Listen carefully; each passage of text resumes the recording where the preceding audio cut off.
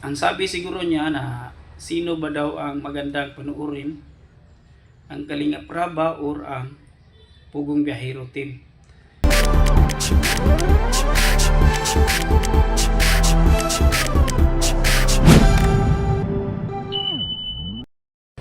Hello mga idol, magandang araw po sa inyo. Kumusta po kayo mga kakrispaw dyan, diehard? Kumusta? Welcome to my YouTube channel. Nagpaulit na ba lahat?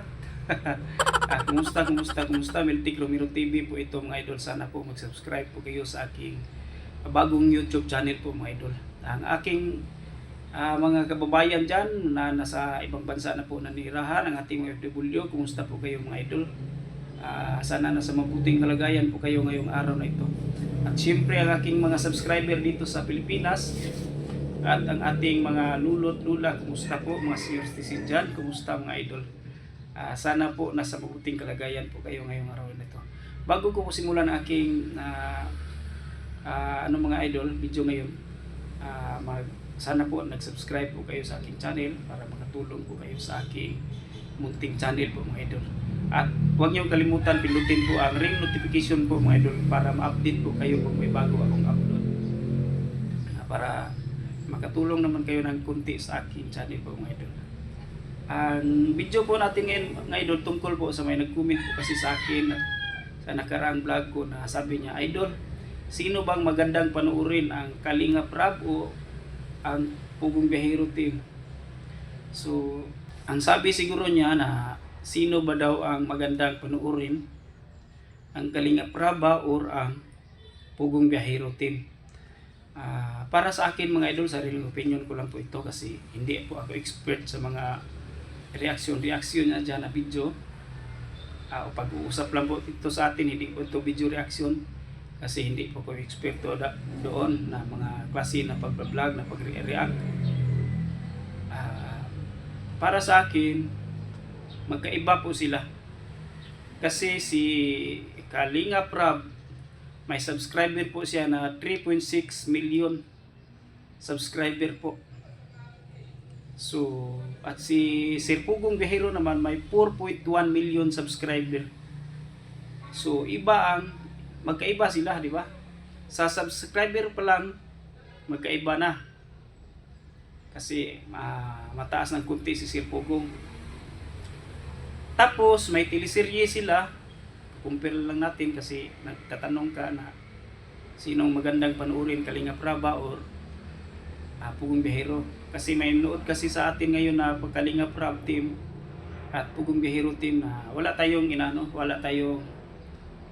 nilockdown na channel po kasi si Sir Paul at si Kalingap magkatulad lang po sila, puro magagaling na mga vlogger kasi charity vlogger sila, napaka-respetado na vlogger. So i-compare lang natin sa hindi tayo masyado sa gano'n na expert na mag-react ng video, hindi po.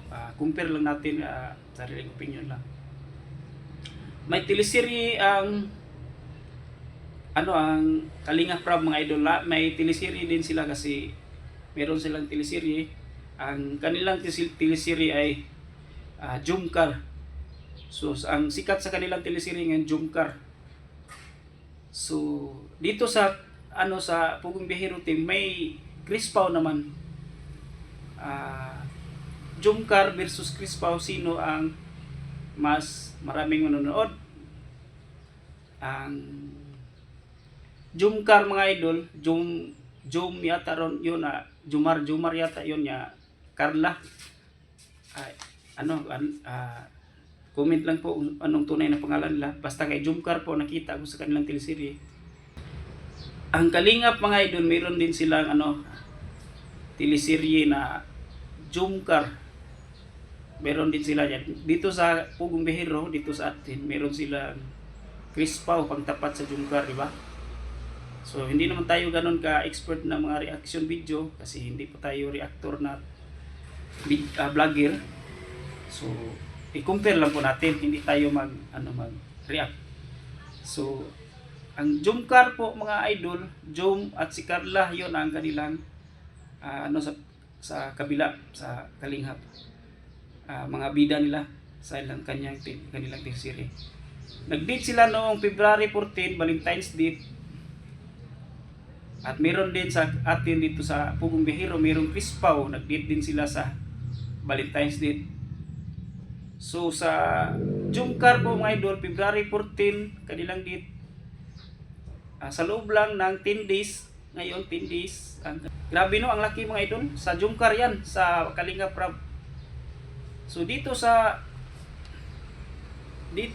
Crispaw naman, Crispaw, sa Crispaw naman, sa kanilang date, ni Sir Paul, noong Valentine's date nila, pangtapat yun sa Jumcar. Grabe, ang laki. Ang laki ng pagkakaiba mga idol.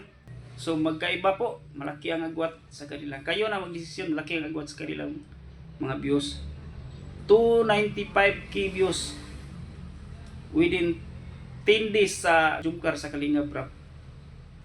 So malaki magkaiba no. Nya dito sa kanilang pagpamaraan sa pagtulong, iba't iba kasi sila si Sir Paul nasa bundok palagi. Sinusuong nila ang mga malalaking bundok.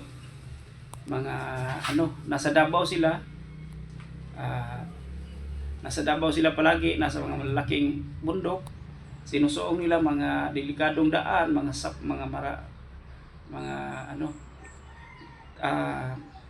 dadaan sila ng mga delikadong ilog. Yan ang nakita ko. Tapos dito naman sa Kalingap, nasa Luzon lang sila, hindi ko sila masyadong sumusuong ng mga malaking bundok, mga lasang. Wala po. Hindi po sila masyado kasi nasa lang po sila, nasa mga town, sa mga barangays na mga hindi kayo delikado. Hindi katulad nila ni Sir Paul na nasa mga delikadong area po sila kasi yung Davao malalaking bundok diyan na daanan nila.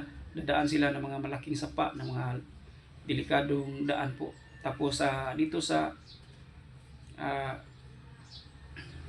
dito naman sa sa Kalingap, nasa province lang sila, mga hindi po masyadong delikado ang kanilang dinaanan, nasa mga lungsod lang po, mga city ang iba.